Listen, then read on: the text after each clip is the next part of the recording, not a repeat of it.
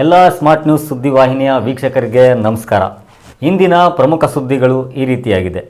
ಹರಿಹರ ನಗರದ ಪ್ರವಾಸಿ ಮಂದಿರದಲ್ಲಿ ಕರ್ನಾಟಕ ಕಾರ್ಯನಿರತ ಪತ್ರಕರ್ತರ ಧ್ವನಿ ಸಂಘಟನೆ ವತಿಯಿಂದ ವಕೀಲರ ಸಂಘದ ಚುನಾವಣೆಯಲ್ಲಿ ಅತಿ ಹೆಚ್ಚು ಮತಗಳನ್ನು ಪಡೆದು ಆಯ್ಕೆಯಾದ ಡಾಕ್ಟರ್ ಮಲ್ಲಿಕಾರ್ಜುನ ಕಲಾಲ್ ಅವರಿಗೆ ಸನ್ಮಾನಿಸಿ ಗೌರವಿಸಲಾಯಿತು. ಈ ಸಂದರ್ಭದಲ್ಲಿ ಮಾತನಾಡಿದ ಸಂಘಟನೆಯ ಮುಖಂಡರು, ಡಾಕ್ಟರ್ ಮಲ್ಲಿಕಾರ್ಜುನ ಕಲಾಲ್ ಅವರು ಗೆಲುವು ಅವರ ಸೇವೆ, ಮನೋಭಾವ ಮತ್ತು ಜನಪ್ರಿಯತೆಗೆ ಸಾಕ್ಷಿಯಾಗಿದೆ. ಮುಂದಿನ ದಿನಗಳಲ್ಲಿ ಅವರು ವಕೀಲರ ಹಿತಕ್ಕಾಗಿ ಇನ್ನಷ್ಟು ಸೇವೆ ಸಲ್ಲಿಸುತ್ತಾರೆ ಎಂಬ ವಿಶ್ವಾಸ ವ್ಯಕ್ತಪಡಿಸಿದರು.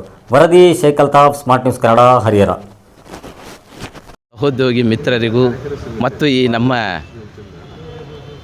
ಕಾರ್ಯನಿರತ ಪತ್ರಕರ್ತರ ಧ್ವನಿ ಸಂಘಟನೆಯ ಎಲ್ಲ ಪದಾಧಿಕಾರಿಗಳಿಗೂ ತುಂಬ ಹೃದಯದ ಧನ್ಯವಾದಗಳನ್ನು ಪ್ರಾರಂಭದಲ್ಲಿ ಹೇಳ್ತಾ, ಇವತ್ತಿನ ದಿವಸ ಈ ಕೊಟ್ಟಿರ್ತಕ್ಕಂಥ ಈ ಸನ್ಮಾನ ಮತ್ತು ಈ ಅಭಿಮಾನ ನನಗೊಂದು ಹಾರ ಮತ್ತು ಈ ಶಾಲೆ ಹಾಕಿರ್ತಕ್ಕಂಥದ್ದು ತುಂಬ ಭಾರ ಆಗೈತಿ.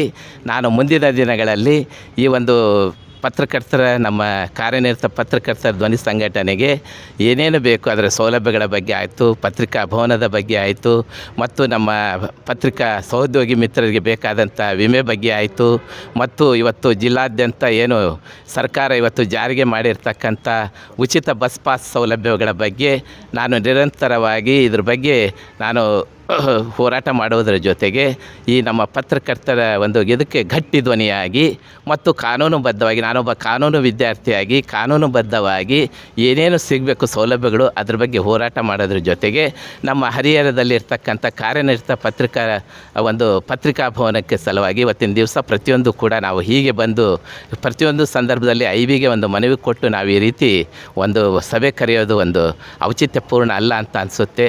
ಯಾಕಂದರೆ ನಾವೆಲ್ಲ ಪತ್ರಿಕಾ ಮಾಧ್ಯಮದವರು ಎಲ್ಲರೂ ಒಂದೇ ಇವತ್ತು ಕರ್ನಾಟಕಾದ್ಯಂತ. ಯಾಕಂದರೆ ಶಾಸಕಾಂಗ, ಕಾರ್ಯಾಂಗ, ನ್ಯಾಯಾಂಗ ಅದು ಬಿಟ್ಟರೆ ಪತ್ರಿಕಾ ರಂಗ ಭಾಳ ದೊಡ್ಡದು.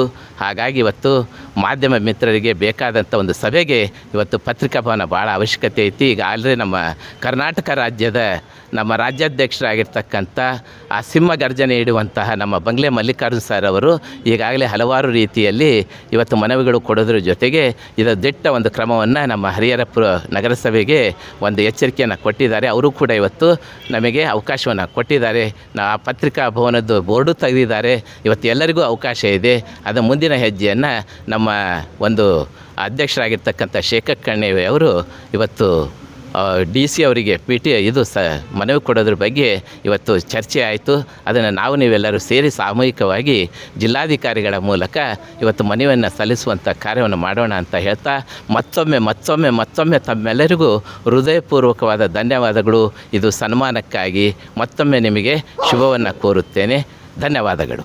ಏನು ಕರ್ನಾಟಕ ಕಾರ್ಯನಿರತರ ಪತ್ರಕಾ ಧ್ವನಿ ಏನು ಸಂಘಟನೆ ಇದೆ, ಈ ಧ್ವನಿಯ ವತಿಯಿಂದ ನಮ್ಮ ಚುನಾವಣೆಯಲ್ಲಿ ಅಭೂತಪೂರ್ವವಾಗಿ ಬಾರ್ ಕೌನ್ಸಿಲಿಂಗ್ ಅಭೂತಪೂರ್ವವಾಗಿ ಕಾರ್ಯಕಾರಿ ಸಮಿತಿಯ ಸದಸ್ಯರಾಗಿ ಚುನಾವಣೆಯಲ್ಲಿ ಗೆಲುವನ್ನು ಸಾಧಿಸಿದಂತಹ ಮಲ್ಲಿಕಾರ್ಜುನ್ ಕಲಾಲ್ ಸರ್ ಅವರಿಗೆ ನಾನು ತುಂಬ ಹೃದಯದ ಧನ್ಯವಾದ ಹೇಳೋಕ್ಕೆ ಇಷ್ಟಪಡ್ತೀನಿ. ಈ ಒಂದು ಚುನಾವಣೆಯಲ್ಲಿ ಅವರ ಒಂದು ಕಾರ್ಯವೈಖರಿಯ ಮೇಲೆ ಅವರು ಈ ಒಂದು ಹುದ್ದೆಯನ್ನು ಅಲಂಕರಿಸಿದಂತ ಹೇಳಿದರೆ ತಪ್ಪಾಗಲಾರ್ದು. ಹಾಗಾಗಿ ಹೀಗೆ ಇವತ್ತು ಕಾರ್ಯಕಾರಿ ಸಮಿತಿಯ ಸದಸ್ಯರಾಗಿದ್ದಾರೆ, ಮುಂದೆ ಅಧ್ಯಕ್ಷರಾಗಿಲ್ಲ ಅಂತೇಳಿ ನಮ್ಮೆಲ್ಲರ ಸಂಘಟನೆಯ ವತಿಯಿಂದ ಅವರಿಗೆ ಶುಭ ಹಾರೈಸ್ತಾ ಇದ್ದೀವಿ. ಧನ್ಯವಾದಗಳು.